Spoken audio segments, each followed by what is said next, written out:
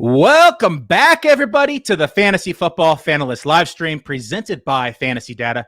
Billy Musio here alongside Bradley Stalder, and we are ready for part 2 of our buy and sell series. But tonight, we'll be analyzing the top 5 finishes from wide receivers and tight ends this week from the 2020 season and labeling them as a buy or sell for the 2021 season. But before we kick off, there's been some big news this week, Bradley, in the NFL, a little bit of a shakeup. Why don't you walk us through it real quick? Yeah, real quick. Big news out of New York. The Jets are trading Sam Darnold, or have traded Sam Darnold, their former first-round pick, to the Panthers for a 2021 sixth-round pick and a 2022 second-round pick and a 2022 fourth-round pick. And this is exactly not who the Panthers originally wanted. They wanted Deshaun Watson, but after hearing a lot more of these complaints and civil suits and all of this mess that the Deshaun Watson situation, that's what it is, the Panthers decided to pivot. And I think that's a clue, as to what's going on with Deshaun Watson. Teams are staying away for now, and I think that's maybe good fantasy advice for right now is staying away from Deshaun Watson. But I think it's also news for Sam Darnold. Sam Darnold not really looking too hot under Adam Gase during his time in New York, under a 60% completion percentage, not really surrounded by great weapons. We're talking last year, Brashad Perriman, Jamison Crowder, just to name a couple, and not having things go his way, and hopefully a rebirth in Carolina, no longer seeing ghosts. What do you think, Billy? Yeah, I'm excited to see what Darnold can do out from underneath the, I should say, wing. I don't know what you call that, the black hole of Adam Gase. So I'm sure Sam Darnold on his way out was like, bye-bye, I'm out of here. I'm off to Carolina. Did you see his, I don't know if it was Instagram or Snapchat or whatever, where he was like dancing on his way into the room after he found out he was traded? I'd be so happy. I mean, look at the stats here from like Ryan Tannehill and Sam Darnold, just comparing the two. So Ryan Tannehill played 24 games under Adam Gase. He had a 93.1 QBR rating, 65.6% completion percentage, 36 touchdowns, 21 interceptions. Now, Miriam's over here nearly. Sam Darnold, 78.5 QBR rating, 60.8 here on completion percentage, 28 touchdowns and 24 interceptions. So I like the fact that Sam Darnold is gone from the Jets. That system's been pretty dysfunctional, and even though Robert Saleh's there, I think that he'll do a fantastic job. But it's nice to see a fresh start for Sam Darnold here, and I'm excited to see him reunite with Robbie Anderson inside Carolina. I think there are a few other storylines that pop up from this trade. We definitely are thinking that the Jets take a quarterback at number 2. We had thought that was a pretty sure thing, but now it's all but confirmed they're taking a quarterback at number 2. And it probably takes the Panthers out of taking a quarterback in the first round. It's a possibility, but I think this lessens the chance. Yeah, I would agree. I initially thought that they were going to take one, but I could see somebody like Kyle Pitts, if he's available still, go to Carolina. There's a lot of holes to fill there, so I think that they now have a little bit more flexibility in who they want to select. And just to be clear for our listeners and our viewers, Sam Darnold is most likely, barring like a complete meltdown, going to be the starter going into 2021. You don't trade those kind of assets to play behind the Teddy Bridgewater. So if there's any questions for our listeners and viewers, Sam Darnold's going to be the starter barring anything crazy happening. One other piece of news, Gio Bernard, longtime Bengal, was cut, and he's now a free agent, 29 years old. He averaged 3.35 yards per carry last season, 3.21 the year before, and the Bengals may be looking to take a day 2, day 3 pick on a running back. I don't think that's a high priority given how Joe Mixon is planning to be used. But for me, Joe Mixon jumps from running back 21 to running back 12 for me in my way too early running back rankings. I don't like that he's that high, but with the target share and increased rushes, I don't think Samaje Perine, who is the running back 2 in that offense, poses much of a threat. Wait. You said he went from 21 to 12 for Bradley Stalder, the man who fought every single day on Twitter against Joe Mixon truthers.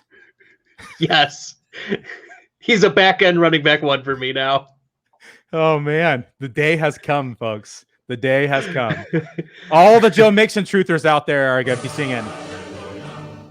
And I don't think it's going to matter. I mean, the line still sucks. PFF had him rated as a number 30th in the league. Not a single player on that O-line was ranked above a 70 in the grades for rush blocking. So I just think that regardless of opportunity, he's going to have a hard time. I don't think it's necessarily just the rushing. It's also the receiving. And we saw Joe Mixon have increased receiving involvement last season compared to the last few seasons. And with Gio Bernard, like I was talking with someone on Twitter or Sleeper or whatever about, oh yeah, Gio Bernard, he said that Gio Bernard was a stud. And I was like, he hasn't averaged more than 4 yards a carry in the last few years. And he's like, well, he's a good pass catching back. And I said, okay, fine, sure. You'd be like, you and I have very different definitions of studs here for running backs. Sure. Why don't I trade you Gio Bernard and you give me like a second round pick? How does that sound? I mean, the first thing that comes to my mind when I hear Gio Bernard is it is not a workhorse. No, it definitely is not. So I'm gonna pass regardless of where Gio lands. All right. Well, Billy, it's an exciting time because we looked at part 1 last week, and that was our quarterbacks and running backs, top 5 ceiling performances for 2021. Now we're flipping to a couple different positions. We're looking at wide receivers and tight ends. And Billy, if you want to share the screen here, work on that while we get set here. The first wide receiver on our list, the highest scoring wide receiver in PPR for last season in an individual week, was Tyreek Hill. And we're buying or selling each of these wide receivers and tight ends ceilings for top 5 performances for next year, for 2021. And looking at Hill, I think he's an obvious buy. Stacking with Mahomes, this is a winning formula for many, not just this year, for many years. Hill had the number 1, 26, 70, 78, and 81 wide receiver scoring weeks. He's a touchdown maker. They manufacture touches for him. The defenses have to respect him, not just as a wide receiver, but also as just a weapon. He has 84 career rushes and 6 career rushing touchdowns. He's being drafted as the wide receiver 2, only behind Devonte Adams, and on average going at the end of the first round. So I think getting him at the end of the first round turn, even start of the second, is about the right price, and I'm buying a ceiling play here for Tyreek Hill. Yeah, buy for me as well. It's kind of a no-brainer. This is just one of those ones we get out of the way because you don't need, an analyst like us telling you to buy Tyreek Hill, but he always has the ability to finish as the top 5 wide receiver week in, week out. And we've seen that every single week. He's boom and bust. But when you're one of the fastest players in the NFL, and you have one of the best, if not the best, quarterback throwing you the ball, it's a recipe for success. I mean, Hill finished 2020 with the 7th most receiving yards with 1,276, second most touchdowns with 15, second only to Devonte Adams, who had 18. He also finished 3rd best in air yards, trailing only DK Metcalf and Calvin Ridley. I mean, people think of Hill as a boom player, but his targets were sneaky high. I mean, sneaky. He finished 9th best with 134 targets. And another sneaky stat that Hill isn't known for, but performed well and had lots of other opportunity, is red zone looks. I mean, he actually finished 7th best for every wide receiver in the league with 18 red zone targets. And not just red zone targets, but in zone targets. He finished 8th overall in the league. So no brainer. I don't have to tell you, but I'm buying a repeat performance in 2021 for Tyreek Hill. For the record, he's my wide receiver 1. So I think we're in good shape here. Yeah, definitely got to buy Tyreek Hill. A player, though, that we differ on, Billy, and maybe we got to fight a little bit, is Tyler Lockett. Tyler Lockett had the 2nd highest scoring week in 2020. He's a sell for me. And Tyler Lockett, it was an Arizona game. It was overtime. It was inflated. I'm not a believer in that. He also had the 14th, 27th, but then it dropped off 161st and 229th. So he had no other performances in the top 300. That's concerning to me when you only have 5 of your, 15 or 16 weeks that you're in the top 300 of performances. Look, Schottenheimer was fired or at least let go this offseason. Shane Waldron, who served as the Rams passing coordinator, was hired and was directed by Pete Carroll to run the ball more effectively. So I project the Seahawks to be a relatively run-heavy team for 2021, and that's going to limit Lockett as an effective ceiling play. Like, can he have it? Sure, it's within his range of outcomes, but I'm going to sell that he can coexist week to week with DK Metcalf, and he's my wide receiver 26. So I'm probably not going to get much of Tyler Lockett this going into 2021. So Bradley's saying, don't buy, as in the words of Kramer. But me, on the other hand, I'm actually buying Tyler Lockett, and let me tell you why. So Tyler Lockett has a good connection with Wilson. Wilson's back. I think that's been settled. At least I'd hope to think that the dust has settled and it's behind us now.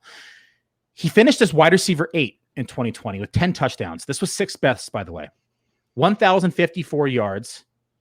He finished 2020 with 132 targets, which is 11th best, 100 catches, which was 5th best. And here's where people overlook Lockett's success: target separation. Okay.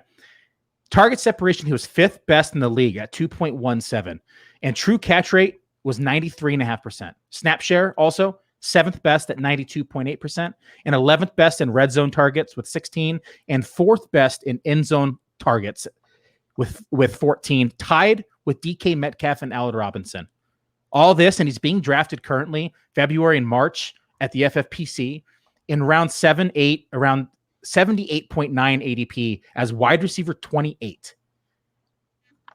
I'll gladly take that upside all day at that price.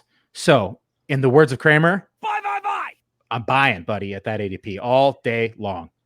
Well, I do have him projected at wide receiver 26. So I guess if he's there, I would take him as a value, but I don't see him as a ceiling play in the type of offense that even Russell Wilson, like we saw what Wilson looked like when they were willing to let Russ cook, right?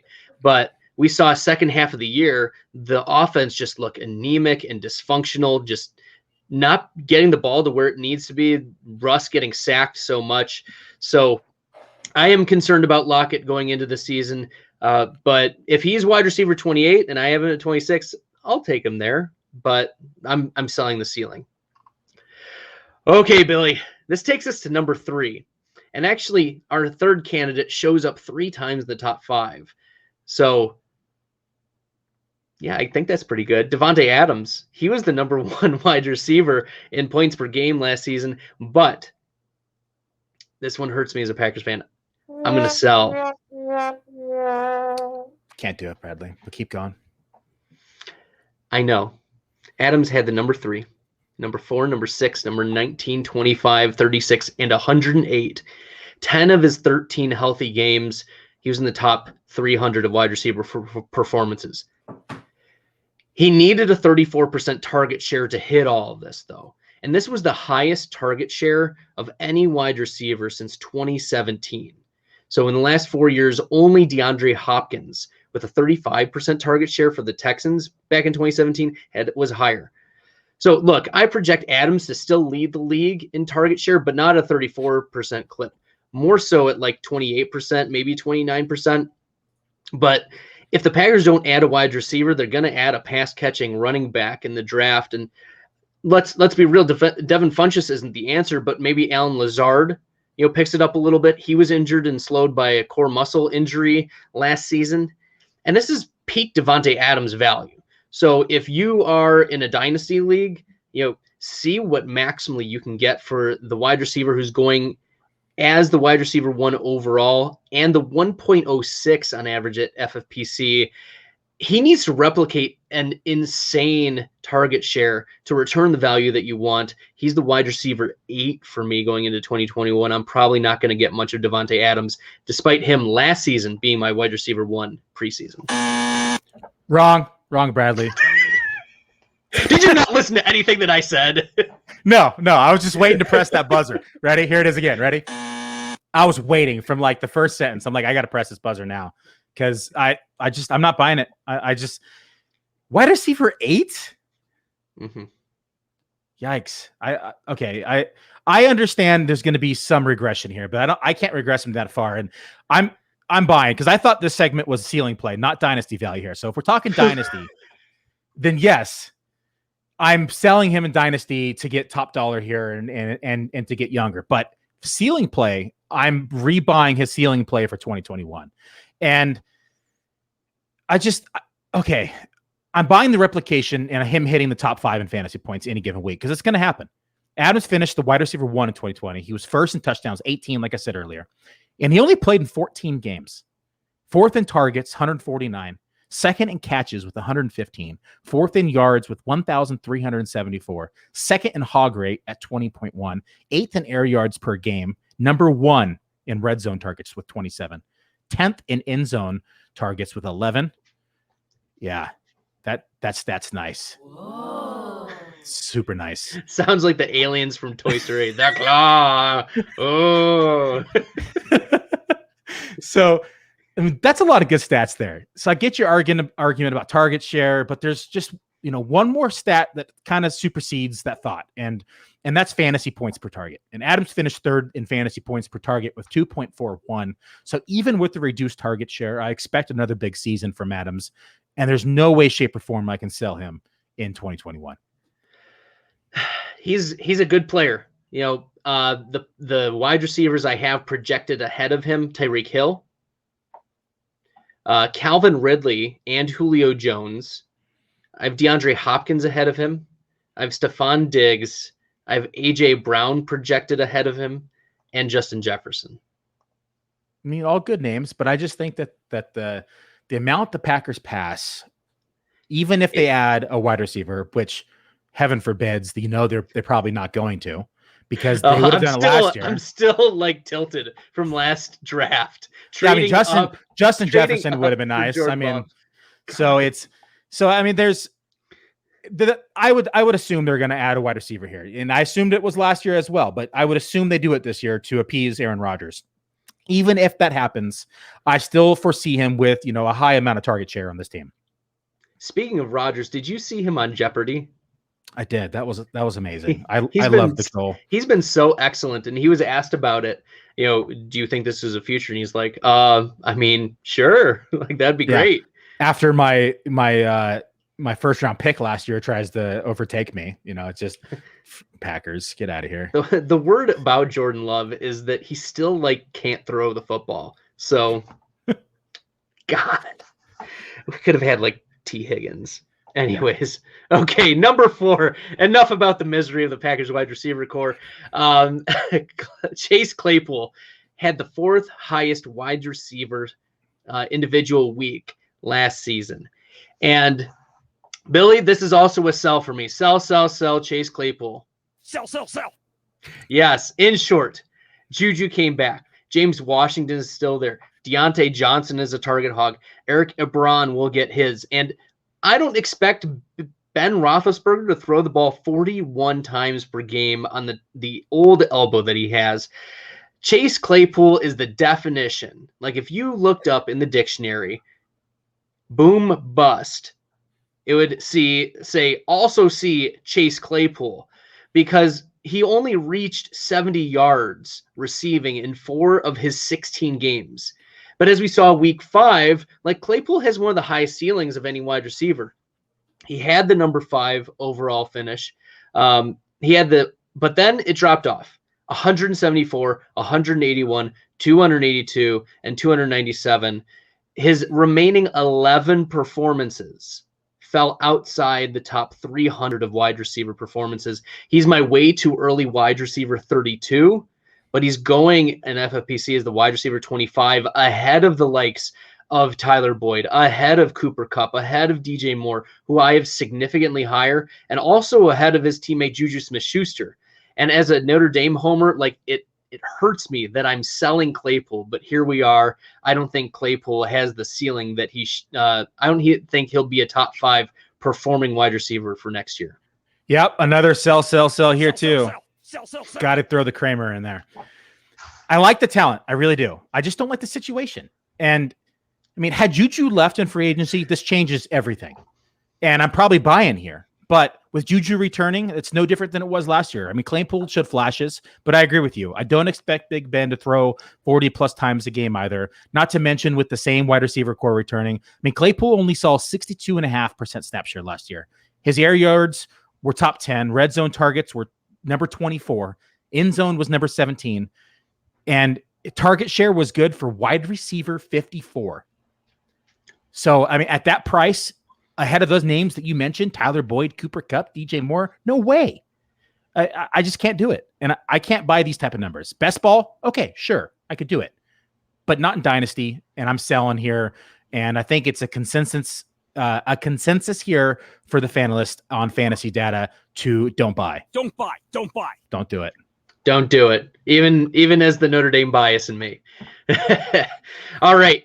Last player on our wide receiver list, Stefan Diggs. And I love Diggs. He's a buy for me.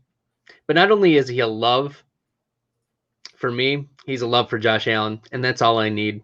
Both players leveled up in a big way in 2020. Diggs was targeted 166 times in 16 games. Almost 10.5 targets per game. He put up the number 7, 44, 46, 85, 95, and 4 other performances in the top 300 of PPR. I don't expect much to change for Diggs with regard to a target share. He is expensive on FFPC. He's going at about the wide receiver 3 overall, anywhere between the 105 and 208. He's my wide receiver 5 in my way too early projections, but in the highest tier. So if you miss out on the Tyreek Hills, Devonte Adams, DeAndre Hopkins of the world, who are going ahead of Diggs, yeah, definitely. I feel pretty safe having Diggs as my wide receiver 1 and going into 2021. See, I'm going to play devil's advocate here. I'm going to sell Diggs. I'm going to take a couple steps back first. I was wrong about Diggs last year. I really was. So you want to be wrong about him again? Hey, let's go for 3 times. Why not? But hey, I fully faded him last year, and I was wrong. I'll be the first to admit it. I really will be. But I will not be buying Diggs at his current ADP this year and expecting him to repeat his 2020 performance.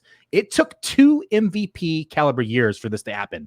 Diggs had a career year, and Josh Allen had a career year. So maybe the two just needed to be married for it to happen. We're looking at a future of great success together. I mean, that's the narrative that most are believing right now. I'm simply erring on the side of caution. It took Diggs 168 targets and a 90% snap share and a near 30% target share to hit the top 10 once. If you're buying at an absolute ceiling. Because his 2019 numbers, he only had 1 performance in the top 100. It was 5th, but it was only once.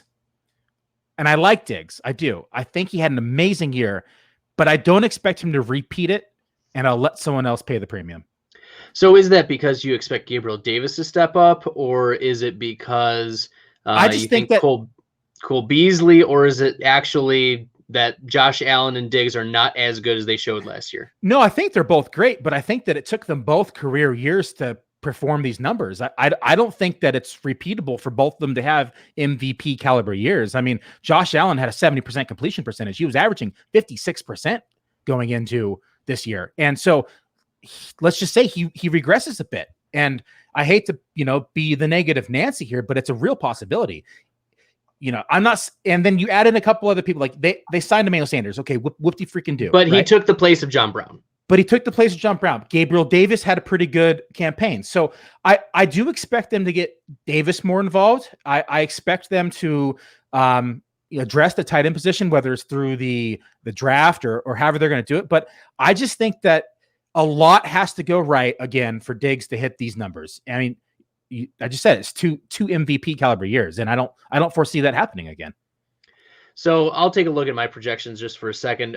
Diggs, I projected at 25% target share and only 149. So I am projecting a regression back to previous target shares, 149, but he's still my wide receiver 5. So I think he's got it there. I think he showed a more special connection than 2019 Kirk Cousins or 2018 Kirk Cousins. We also saw Kirk Cousins favor Adam Thielen a lot more when Diggs was on the field. I mean, they were both wide receiver ones, Kirk Cousins' first season, but I like Diggs, and I think that he's one of the safest players, and he offers a ceiling that not many other players have as well. Okay. Billy, we talked about the top 5 performances or performers in the wide receiver list. What's one person that you'd expect to jump into this top 5 conversation in 2021? Oh, mine's DK Metcalf. I mean, he actually just missed this list last season by 1 fantasy point. And he finished on this list 6 times. 6 in the top 300. So number 8, number 58, 62, 116, 235, and 246. He finished the year as wide receiver 6 also, and also 6 in touchdowns with 10.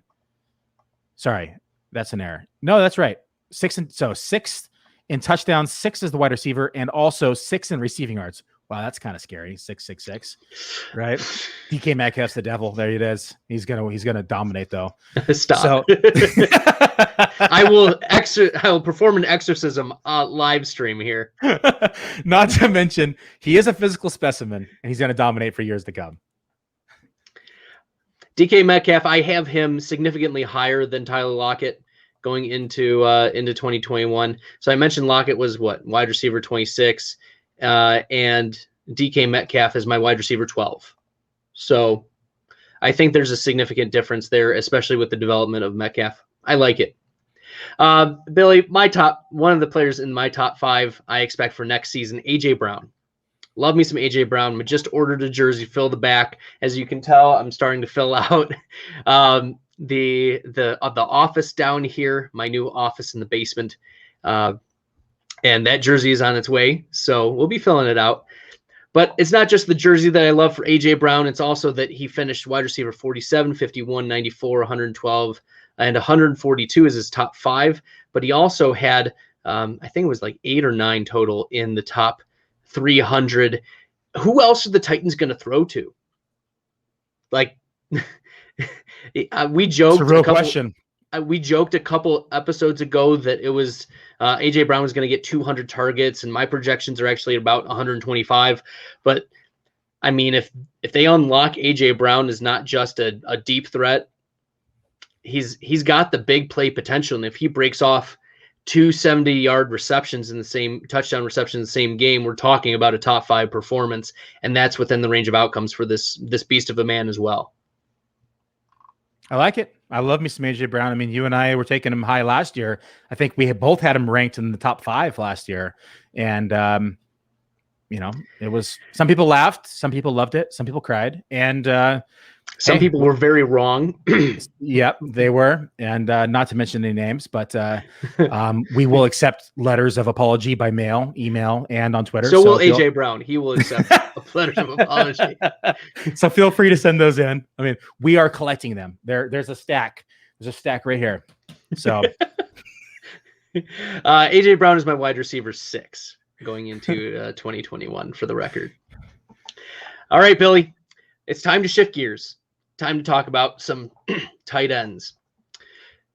And our first tight end on the board, and actually 1, 2, 3 times shows up in the top 5.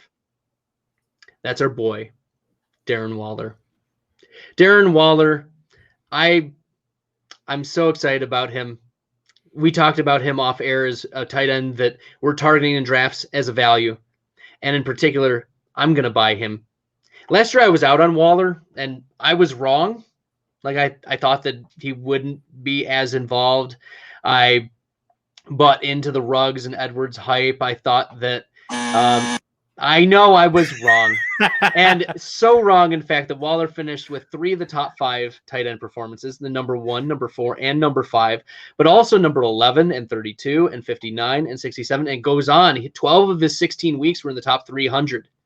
And I said I had bought into the hype of the rookies, Ruggs and Edwards and Bowden getting involved, and then Bowden bizarrely being traded away to the Dolphins, whatever. But it was our boy Nelson Agholor, right, Billy? Got to get Nelson Agholor thrown into this live stream. Asshole He, R. he was the wide receiver 1 for them last year. And look, now Aguilar's gone. He's paid handsomely by the New England Patriots. That's so ridiculous. Replaced by the oft-injured John Brown. And Waller led tight ends with target share last season. 28% target share for a tight end. He had 146 targets. He led all tight ends with targets, target share, receptions, red zone targets, and he was second only behind Kelsey in receiving yards, air yards, contested catches, and fantasy points. Waller's my way too early tight end 3, but I think he could leapfrog George Kittle this offseason as I adjust my projections. Waller's currently going as the tight end 3 on average at the 2.09. I may be a little late to the Waller bandwagon, but I'll happily join this offseason. All aboard! All aboard, Bradley. Get on the bandwagon here. It's been welcome. It's 2021. I'm glad you made it. Better late than never, right, Billy? Better late than never. I mean, it's an easy buy here. Waller's a stud. Bradley covered most of his metrics, but I mean, one of the most important pieces is the Raiders didn't go out and spend a bunch of money on another wide receiver. I mean, Bradley mentioned they acquired John Brown, but the only other wide receiver they had they was only Zay paid Jones. what, like $3-4 million for John Brown? Brown? Wasn't Nelson Aguilar money, I can tell you that. But I mean, the only other wide receiver they added, Zay Jones. Most people don't even know he still plays. Well, okay, so Zay Jones led all college players, I think, like one season in receptions. Yeah, and he was drafted. He was drafted by the Bills, and then like there was a lot of hype about him being like a PPR player, and then he just completely. I don't know how he's still playing. You're right, Billy. Like I'm surprised. Like, that he's I'm even telling you, like roster. I just said that he's, the Raiders signed him. People are like, who Zay Jones still plays, right? Like, and so. I'm not worried about Zay Jones. So I do expect Drake, though, to eat into some of the passing work here in this Raiders offense. And news out of the Raiders camp, early camp, I should say, is that Drake will line up at wide receiver to create mismatches in the passing game. And I don't think that any of these acquisitions, though, are enough really to eat into Waller's lion's share, nor his efficiency. So easy buy here for me. Yeah, I'm not buying the way too early Drake hype. Bye. I'm not buying the Drake hype. We saw the hype coming out of Raiders camp last season about Edwards being compared to Devonte Adams. Do you remember that? Yeah, I don't buy anything the Raiders really say. No. But the only thing we are buying is Darren Waller in this offense. That's true. Okay. Number 2, the second highest tight end score last season. Your boy, George Kittle. But Billy, I'm going to take a sell on George Kittle. Look, I know Kittle is great. He's been tight end 2 and tight end 3 in 2018, 2019, and he replicated his output on a per game basis for 2020. And he's my tight end 2 going into 2021. So you're thinking to yourself, Bradley, why are you selling here? I have real concerns about Kittle. Look, he missed half of his games in 2020 due to the injuries and the recurring injuries. It wasn't just a one-time thing. He re-aggravated soft tissue injuries that have kept cropping up in his career. He gutted his way in previous seasons with injuries. He hasn't scored more than 5 touchdowns in a single season. He has one of the lowest touchdown rates in comparison to expectation over the last few years. He's dependent on yardage and target share. And with Debo and Ayuk hopefully back at full strength in a run-first offense, I'm thinking this is a very high risk for George Kittle, given his injuries, reduced target share.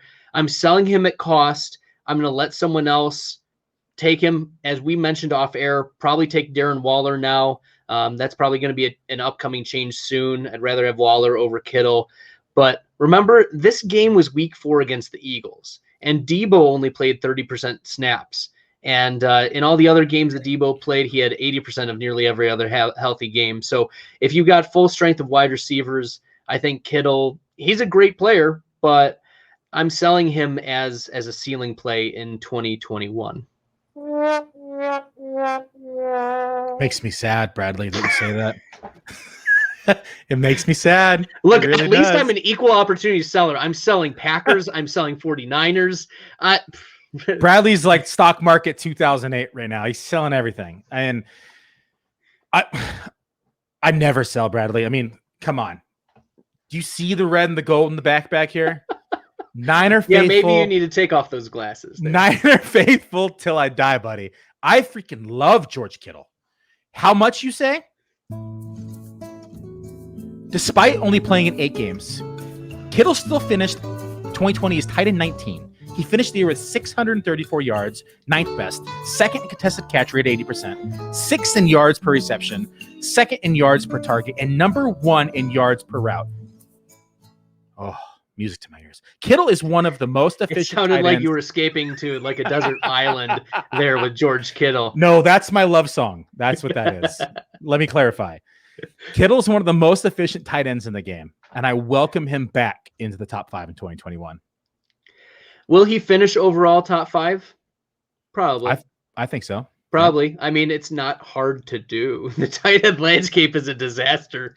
I mean, he only played in 8 games and was tight end 19. Yeah.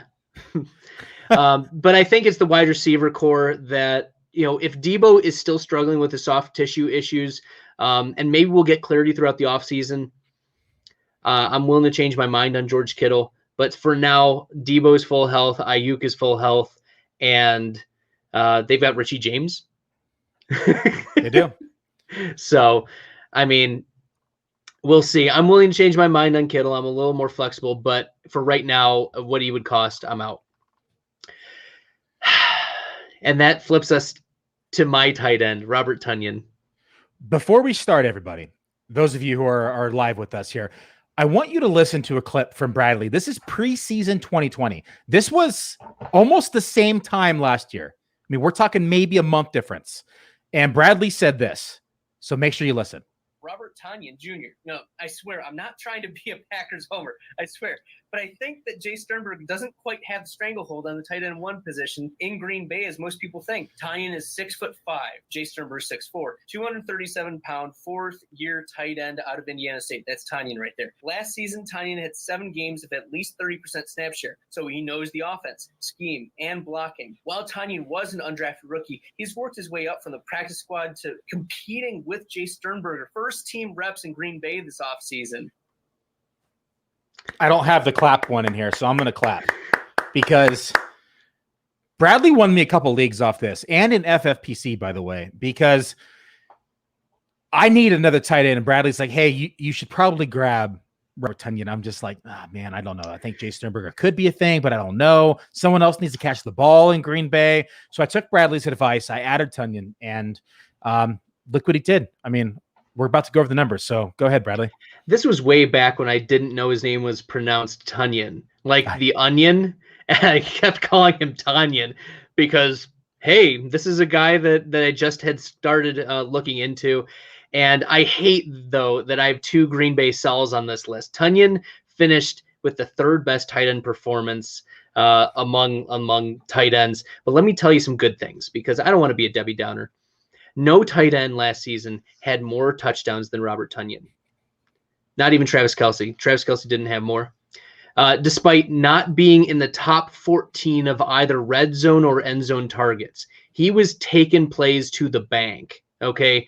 He was making big plays for the Green Bay Packers, especially since, he was money. Robert Tonyan had a 12.9% target share, so respectable in a Green Bay offense behind Adams and Aaron Jones / Jamal Williams. So what separates Tonyan is his fantasy points per target. He averaged 2.99, so virtually 3 fantasy points per target, which was highest among tight ends. Second was Jonnu Smith with only 2.16. For those doing the math back there, that's almost a full fantasy point per target difference. Tonyan is a game changer. He's a big dude. He can block. He can stay on the field. He's a converted wide receiver. And my sell just has to do with the obvious touchdown regression coming. I don't think he leads the tight end position in touchdowns for a 2nd year in a row. He's my tight end 10 right now. I think he's going to replicate a 12 to 14% target share. But he's a touchdown-dependent back-end tight end 1 on on a great play action team. Aaron Rodgers is the best play action quarterback in the NFL, and FFPC is going as tight end 11. So he's a value, but I'm selling him as a ceiling play. For the record, Tunyon had the 2nd, 51st, 79th, 91st, and 103rd tight end finishes. I'm selling it, but I still take pride in my find of Robert Tunyon last offseason. I'm surprised you're selling this. Like, two Packers are selling number 1. Does that mean your Packers are going to suck this year? Hey, I bought Aaron Jones, so there you go. You did last segment. Man, here, I'm buying all your Packers this year. I'm buying Robert Tunyon. And Let's go. I have converted Billy. I am. I mean, you already said he finished tight end 6 in the year. Number 1 touchdowns, you already said. I mean, he was first in drop passes, Bradley. Do you know how many balls Robert Tunyon dropped last year? 0. None. That's right. Yeah. He's got 0. amazing hands. His hands are like, so the state of Michigan is described as a mitten. Like if you've ever Hold up. Can I play the love music while we talk about his hands? Please. Okay. Yes, what are so his hands Robert, like? I'll speak slowly. To Robert Tunyon, he has the hands the size of the state of Michigan. He can catch a ball thrown within 100 miles of him, and he will catch it. I love that song. It's awesome. To get it on this every time, we have to do it. It's I laugh every time that gets on here. He won't drop the ball. No, he won't drop the ball. So, and we're going to get to that. So 56 targets last year. He caught 52 of 56 targets. That's so good. 98.4% catch rate. And I don't think that's replicated either, but that's pretty amazing. That's pretty amazing. So, I mean, it's amazing. Its efficiency's off the charts. A few others that are worth mentioning here. Target separation. Okay. Target separation was number 1 in the league, not the position, the league. 2.64 yards of target separation. That's because he's a converted wide receiver. He can blow past linebackers. Yeah, it's a mismatch. It's a nightmare. And the number 1 wide receiver in the league only had 2.21. The second best tight end in the league, Noah Fant, 2.01. I mean, you name it. Yards per target, yards per route, contested catch rate. This guy was top 5 in efficiency metrics in every category. And it could have been higher. I can't do it. All of these stats could have been higher because week 1 he goose egged. It's a buy. Buy.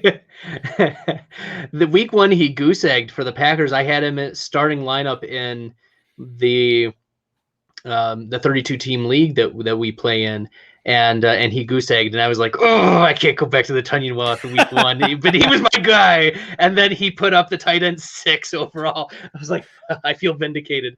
Yeah. But I mean, Tunyon, the offseason, there were a few articles coming out of Green Bay where Tunyon was quoted saying that he's Aaron Rodgers' guy. And I know Aaron Rodgers throughout his career has had his guys with Devonte Adams, James Jones, Greg Jennings, Donald Driver was even, one of Aaron Rodgers' guys.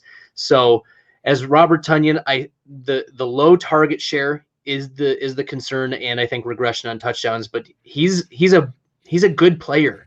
And if you can get him at a value, if you think people are if he falls in drafts, I think he's a safe start. Fair enough. Agree to disagree. Okay. I love that you're agreeing with a Packer being a buy. That's great. We'll shift though into a player that, Billy, we don't like going into 2021, and that's Tyler Higby. I'm going to sell him, and I buried the lead there. I know you're going to sell him too, but even with Gerald Everett gone, I'm selling. We saw in 2019 what Higby could do, but it was with a ridiculous target share. It's like they were funneling the ball to Tyler Higby in that offense because the offensive line was so bad for the Rams that they just couldn't get the ball down the field to the likes of Cooper Kupp and Robert Woods. Last season, Higby had an 11.3 target share. Do you want to guess what Gerald Everett's target share was, Billy? 10.2. Exactly 11.3. I was close. The same as Tyler Higby. look, the Rams lost Reynolds. They lost Reynolds to the Titans, but they gained dynamic but often injured Deshaun Jackson. And I think that speaks to what the Rams want to do with the ball. They want to throw the ball down the field to Cooper Kupp, to Robert Woods, to Deshaun Jackson. And I don't think that they could have trusted Reynolds to get down the field the way they wanted him to. So going after the likes of Deshaun Jackson, I don't think they're going to settle for the middle of the field dump-offs to Tyler Higby. So, I mean, Higby only had 6 of his 15 games in the top 300. He had the 4th, but he had the 52nd. But then he had the 154th, 267th, 269th in his top 5. I'm not projecting a significantly increased target share, and he's my tight end 14. So I'm selling him as the ceiling play. Yeah, I'm selling too. I've never been a big Higby fan. I mean, his splits were always better with Everett off the field. I mean, that's a no-brainer. But now that he's off the field, I still don't have confidence in him. I mean, I don't have confidence he's going to ceiling play top 5 this year on a week-to-week basis. I just don't think it's going to happen. And let me tell you why. I mean, it's his efficiencies. And he isn't very efficient with his limited opportunities. So sure, he has boom weeks, hence why he made this list. But consistency and efficiency aren't in his wheelhouse. He only had 60 targets, 21st overall at the position, 44 receptions, which was 19th overall at the position, 84.6% true catch rate, 19th best at the position. Contested targets, only 4 total, whole season, 28th overall. None of these metrics are exciting, and I'm just not buying Higby. I'm selling Higby. Yuck. Like maybe in a 2 tight end league, he's a nice value possibly, but I'm not excited. We're both selling. We're out on Tyler Higby for 2021 right now. I'll say the next one's an easy one. Oh, this is like a layup. This is like a breakaway layup. All of the players have like turned their backs, they've fallen down, and you're just alone by yourself underneath the hoop. And that's our number 5 player on this list. He was the 5th highest tight end scoring performer. Actually, he was 7th.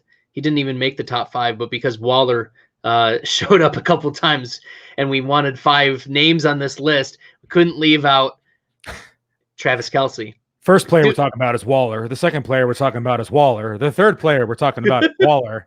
Yeah, that's why Kelsey's here, folks. That's why Kelsey is number 5. So do we need to talk about Kelsey? I think we at least give him like 30 seconds, right? This will be an hashtag appreciation post. Kelsey had 14 of his finishes in the top 300. Remember, Higby had 6. Higby. It's a small performance. Mm. That's a bad joke. I'm sorry. That was a bad one. Kelsey was number 7, but then he had the number 8, number 11, 24, 26, 28. The list goes on. He's the consensus number 1 tight end going into 2021. What's not to love? I think he'll get there. Yeah, when people talk about like running backs and them being, workhorses, Travis Kelsey. If there was one at the tight end position, it's Travis Kelsey. And I'm not going to sit here and just talk about all the metrics here for Travis Kelsey. You don't need me to tell you he's good. He's good. I know he's good. You know he's good. Everybody knows he's good. Take that to the bank. Travis Kelsey. Okay, I'm just going to play devil's advocate just for a second. Kelsey has been the number 1 tight end 5 years in a row. 6 next year. 6. He's projected to be for 6. At what point are we going to say, we need to be, he's in his 30s. He has a lot of mileage. He's taken a lot of hits. He has been durable. And he has a quarterback who will look to throw him the ball. I just wonder how many years he has left. So you said the word, and that's what I was just typing in as you were saying that, and it was injuries for Travis Kelsey. Do you know when his last injury was? 2018? 2018. Yes, it was. That was he had 2 in 17, and then he had 1 in 2015. I mean, he has been so consistent in the model of health. And he's really avoided serious injuries. To answer your question, when do we start, projecting Kelsey to kind of fall off? I think once we start seeing injuries, because until that point, he's a beast. He's got the best quarterback in the league. He's in the highest powered offense in the league, and he's just a monster. So I think that until anything in that category falls off, we can't expect. We also think about the types of passes that he catches from Mahomes. Most of them aren't down the sidelines. They're middle of the field curls back to Mahomes. So if you're coming back to the ball, like a linebacker is not going to like take out your legs, he's going to turn and then pivot, and that's a relatively safe play when it comes to injuries. So, okay. Yeah, I'm really in on Travis Kelsey. I think he's a difference maker, and we've seen him go as the high as like 1.03, 1.05 on FFPC. 1.01 in 3 drafts this year. I've seen him go ahead of Christian McCaffrey, and I've been in those 3 drafts, and I've either been 1.02 or 1.03. So I'm like, oh, thank you for Christian McCaffrey, right? Or hey, now I get Dalvin Cook at 3. Thank you. So I'm not saying there's anything wrong with it, because in FFPC with tight end premium, I mean, he was an animal, and I mean, he scored more than 99% of wide receivers. So, and that's the difference. Like, if you can not only get a high scoring player, but also in a onesie position where players are forced to play a tight end, and I mean the difference between Kelsey and Tunyon. Yeah, it's significant. Like, I love Tunyon, but it's significant. It is very significant. And that's how good Tunyon was. All right, we love Kelsey going into 2020. We'll put a bow on that. But we've got a little bit of a new segment for our fantasy data viewers, not new for the fantasy football fanalists. And this is Bradley's Deep Cut of the Week, brought to you by Grocery Outlet Bargain Market. Grocery Outlet Bargain Market. Welcome to Bargain Bliss. And this deep cut of the week is also a tight end that I expect to be in the top 5 for next season, or have a top 5 performance, maybe can sneak his way in there. And that is tight end Anthony Firkser. Anthony Firkser went absolutely nuclear week 6 against Houston in 2020 with the 13th best tight end performance. And as the backup tight end, he still had 2 other top 300 performances. So as the backup, he was still like on the radar. Corey Davis is gone. Jonnu Smith is gone. Only Josh Reynolds is signed.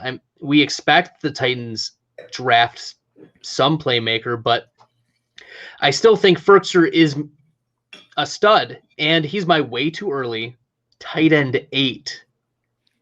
Woo! Ahead of the likes 8 ahead of the likes of Logan Thomas, Robert Tunyon, Eric Ebron, and your boy Noah Fant. Now, wait.